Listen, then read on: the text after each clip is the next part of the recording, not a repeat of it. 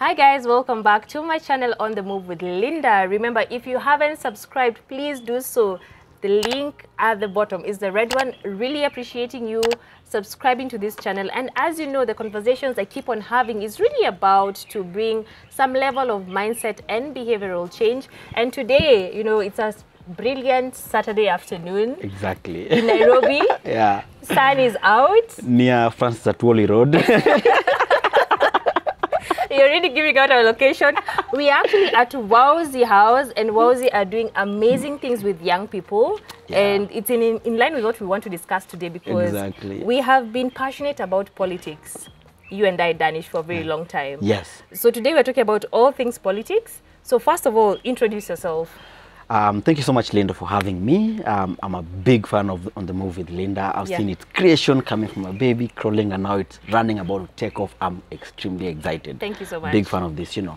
My name is Dannish Odongo. Linda and I go way back. Way back. Yeah, you know. And she's Campo, been an amazing, exactly. She's an amazing friend, you know. How do you deal with all that charm and attention and all that? You know, honestly, I don't know. I've always been a social being. Yes. So it's been always good to, can I say, have that effect on people? And it's a positive thing, I think. It is a positive thing, yeah. Yeah, so of course, you always have the ups and downs. But I'm really happy that the few friends we've managed to, you know, maintain the friendship from campus till now.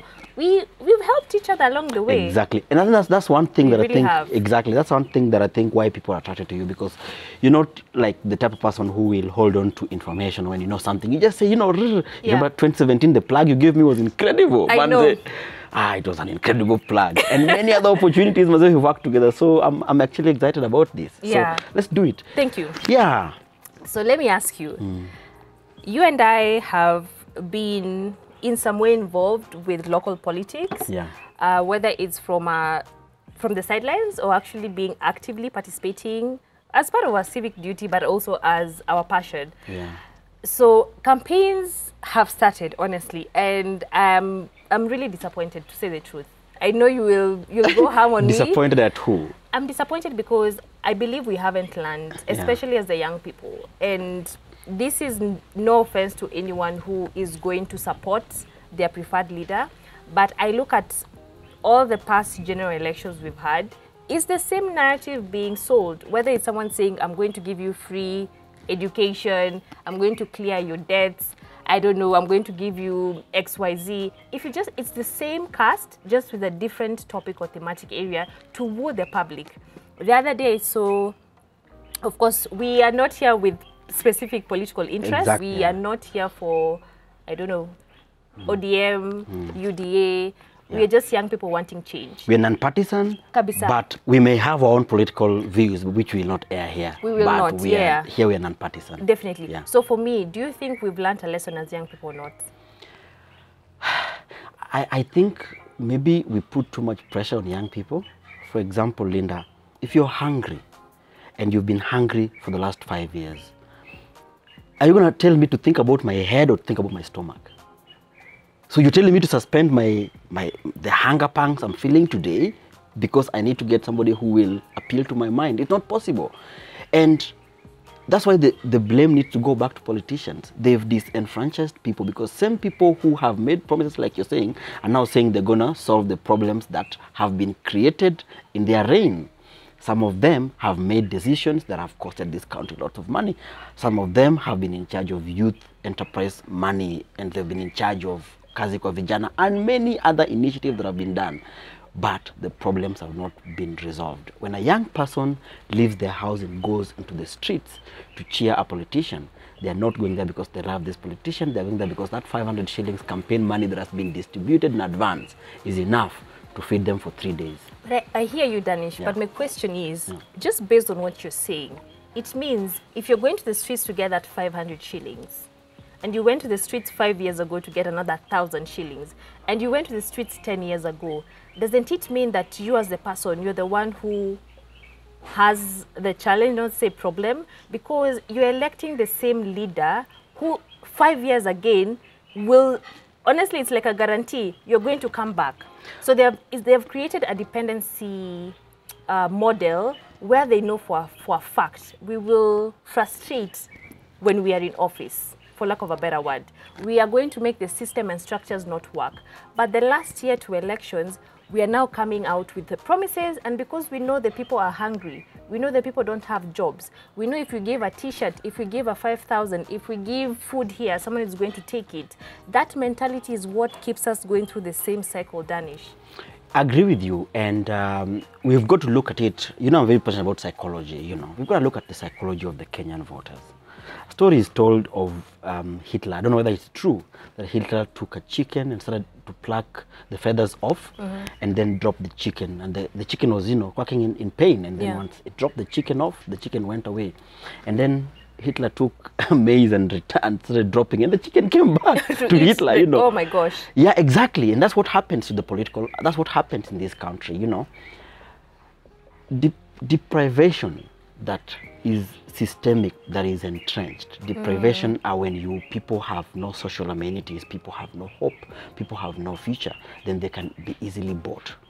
So these people who are being bought are not accomplices. These people are victims.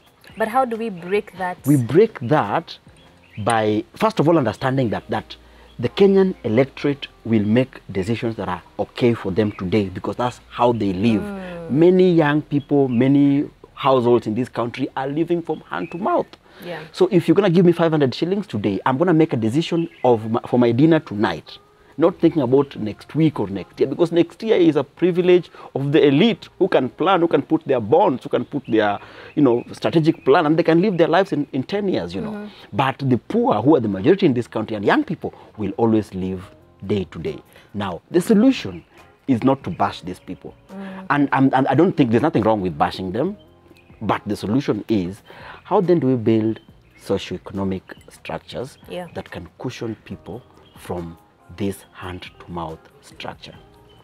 You said something that I want to emphasize on. We are not bashing. Yeah. We're actually talking of why the continuous perpetual behavior that we see almost a year before every general election. Yes. For me, I think we, not just us, but the general public, we like to bash young people. And by bashing, I mean, we always point fingers. So the problems that have been created by people who are 70, 80, they somehow expect young people to bear the brunt of those mistakes. Like, for example, in 2007, people who are going to vote right now, 18-year-old, were barely babies. That's But true. we made horrible mistakes in 2007. Yeah. People who are now 60s, some of them, and 70, some of them betrayed this country in the war for independence.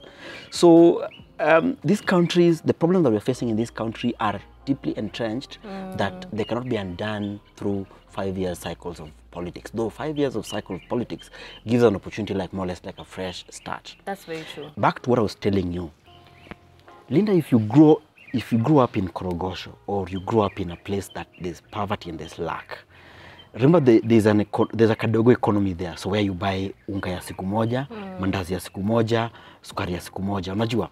So you never really think about 5 years, that if I vote now, you don't see the correlation between your state and 5 years. So you don't see that if I vote for better MCA, it would mean better laws at City Hall, better representation, and it means that then I'm able to get better facilities there. Yeah. The same with MP and Senate and Women Rep and President. Yeah. But because you've been put perpetually in a place where you've got to make decisions on a daily basis, you have no luxury to think about the future. So what do we need to do? This coming election, young people must make a decision, like you're saying, whether we want to continue being beggars in our own country or want to be investors in this country.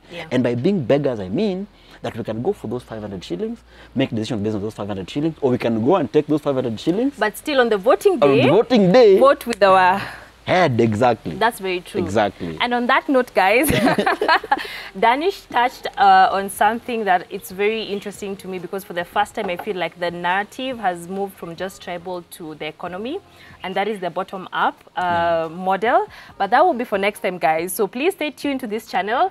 We have been just discussing all things politics with Dannish Odongo. So please remember, subscribe to the channel and please share with your friends, because this is a very important conversation. Kabisa, kabisa. Na I hope mchukua kura, by the way. Oh yeah, that's important. Yeah, they need to take their votes. When was the deadline, by the way? The mass registration voting is ended. Okay. But right now there's continuous voter registration at the constituency offices. You can go and take your voter's card. Perfect. See you guys.